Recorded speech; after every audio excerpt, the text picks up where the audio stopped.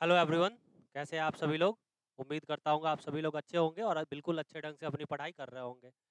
हमारे वर्ड की सीरीज जो चली थी, कुछ दिन अच्छे से चल पाई थी, देयर आफ्टर उसमें बहुत बड़ा ब्रेक आ गया था। तो आज फिर से हम लोग अपने इसी वर्ड की सीरीज को स्टार्ट करेंगे। क्योंकि उस समय मेरा एसएससी सीजीएल का रिजल्ट आया था, जिस वजह से मैं पढ़ाई से दूर हो गया था। मैं फिर से पढ़ाई का काम शुरू किया हूँ। तो वर्ड की सीरीज इसी में हम लोग स्टार्ट करने जा रहे हैं। ओके। तो सबसे पहला वर्ड हमारा आज का लिखा हुआ है एबेयंस। अब जरा ध्यान से देखना, एबेयंस वर्ड को हम लोगों को याद कैसे करना है। देखो, हमने आपको बताया था ना, केवल और केवल प्रोनाउंसिएशन का हेल्प लेना। अबे लोकल वाला लैंग्वेज आपको सुनाई देता होगा, और एंस से याद होता सुनाई देता होगा आपको आंसर। एग्जाम वगैरह में हम किसी को बोलते हैं ना कि अबे आंसर बताओ ना, तो अबे आंसर जब भी पूछते हैं तो लोग क्या करते हैं, उस समय स्टेलमेट यानी कि गतिरोध उत्पन्न कर देते हैं। जैसे हमारे टीचर्स, हम लोग चाहते हैं कि आगे वाला बच्चा हमें आंसर बता दे, बट टीचर वहां पे क्या उत्पन्न कर देते हैं, स्टेलमेट यानी कि गतिरोध। तो अबे आंसर से याद रखना कि अबे आंसर बताना, तो वहां पर टीचर क्या उत्पन्न कर देते हैं, स्टेलमेट यानी कि गतिरोध। दूसरा वर्ड अपना लिखा हुआ है कैलुमनी। अब कैलुमनी का मतलब क्या होता है जी, तो कैलुमनी का मतलब होता है निंदा करना, डिफेम करना। आपने एक वर्ड सुना होगा, क्रिटिसाइज करना, कंडेम करना। तो उन्हीं सारे वर्ड्स में से एक वर्ड है हमारा कैलुमनी। अब जरा ध्यान से सुनो, कैलू से साउंड आएगा आपको कालू, ठीक है, और मनी से साउंड आपका आएगा मनी, ठीक है। अब कालू जो है ना, मनी के लिए क्या करता है, लोगों की निंदा करता है। कालू मनी के लिए लोगों की निंदा करता है। अच्छा, आप ऐसे भी याद कर सकते हो, कालू साउंड्स लाइक काला, और काला यानी कि ब्लैक। तो ब्लैक मनी जिसके पास होती है वो कैसे हो जाते हैं, निंदा के पात्र हो जाते हैं। हालांकि आप ऐसे भी याद कर लो कि कालू मनी के लिए लोगों की निंदा करता है। नेक्स्ट वर्ड अपना लिखा हुआ है कॉमाइजरेट। अब कॉमाइजरेट का मतलब क्या होता है, सिंपैथी यानी कि सहानुभूति। देखो जरा ध्यान से, यहाँ पे ना मैं ब्रेक कर रहा हूँ वर्ड्स को। कम, कॉम से यानी कि कम, और माइजर वर्ड आपको पता होगा, माइजर का मतलब होता है कंजूस। अब कम माइजर, जो कम कंजूस होते हैं, मतलब ज्यादा दयावान टाइप के व्यक्ति होंगे भाई, ठीक है। वो क्या करते हैं, रेट लगाते हैं, ठीक है।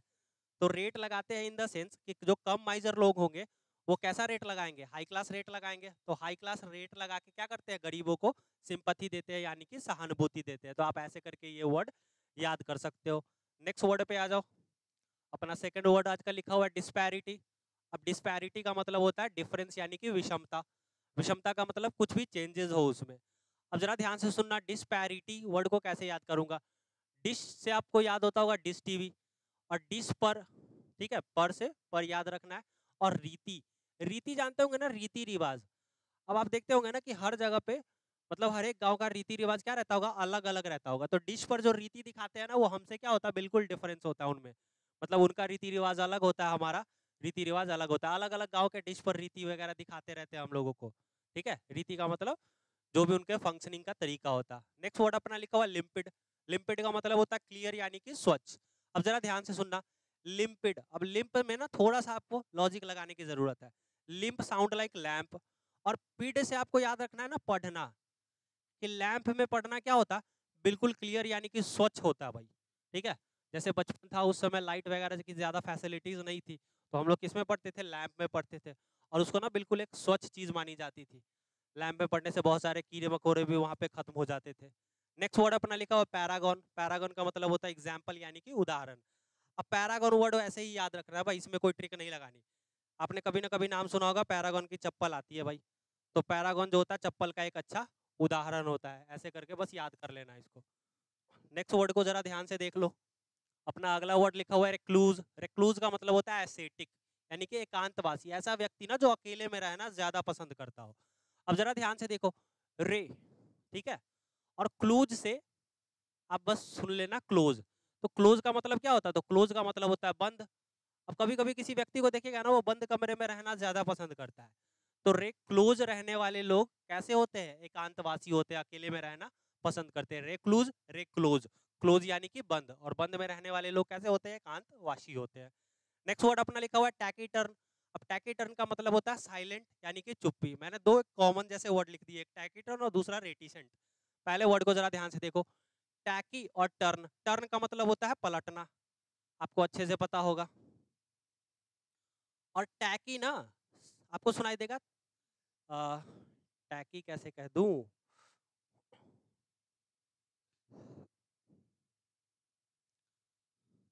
ताकना, देखना को ही ना एक अदर वर्ड्स में हम लोग क्या कहते हैं, ताकना। और ताकना को ही क्या यहाँ पे मैं कोशिश कर रहा हूँ बोलने की, टैकी, ताकि, यानी कि ताक करके, यानी कि ताक दिया, यानी कि एक बार क्या कर दिया, वो मुझे देख लिया। ये क्या हो गया,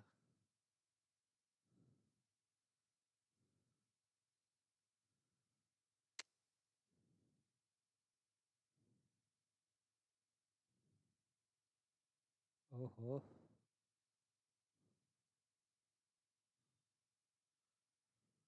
ताकना यानी कि देखना, ठीक है। और देख करके वो क्या कर गया, पलट गया। पलट गया मतलब उसने क्या साध ली होगी, चुप्पी साध ली होगी, यानी कि साइलेंट हो गया होगा वो। तो टैकी टर्न, ताक करके वो क्या हो गया, टर्न हो गया, यानी कि पलट गया। पलट गया मतलब वो साइलेंट हो गया होगा। नेक्स्ट वर्ड अपना लिखा हुआ है रेटिसेंट। अब जरा ध्यान से देखो, ये जो रेटिसेंट वर्ड लिखा हुआ है इसका मतलब भी तो साइलेंट ही होता है। अब देखो रेटिसेंट वर्ड कैसे याद रखना है, सेंट तो जानते होंगे, लगाते भी होंगे, और रेटी से आपको याद रखना है रेट। रेट, अब सेंट के जाते हो ना, रेट बहुत ज्यादा होते हैं, ठीक है। तो सेंट का रेट जब कभी भी हम लोग सुनते हैं ना, तो हम लोग बिल्कुल चुप हो जाते हैं कि भाई इतनी महंगी महंगी भी सेंट आती है, ठीक है। तो आप ऐसे करके याद रखना रेटी सेंट, कि रेट जब उसने सुना सेंट का तो वो बिल्कुल चुप हो गया, साइलेंट हो गया। नेक्स्ट वर्ड और लास्ट वर्ड अपने आज का जो लिखा हुआ है वो लिखा हुआ है सैटिएट। अब सैटिएट का मतलब होता है फिल कर देना, इन्फ्यूज कर देना, भर देना, मतलब पूरी तरह से भर देना, किसी चीज को फिल कर देना।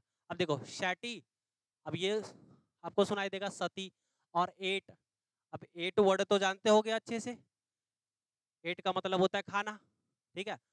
अब वो पूरा खाना खा ली तो उसका पेट क्या हो गया होगा, भर गया होगा। तो ऐसे करके याद रख लेना, सैटिएट, सती, एट कर ली यानी कि खाना खा ली तो उसका पेट पूरा क्या हो गया होगा, भर गया होगा, फिल हो गया होगा। तो आज के लिए ना हमारे यही 10 वर्ड्स थे। नेक्स्ट डे से हम कोशिश करेंगे 10 की जगह 20 वर्ड आपको याद करवाने की। तो धीरे धीरे हम लोग सारे के सारे SCRB के वर्ड कंप्लीट कर लेंगे, उसके बाद ब्लैक बुक के सारे वर्ड्स को याद कर लेंगे। आज के लिए इतना ही, थैंक यू।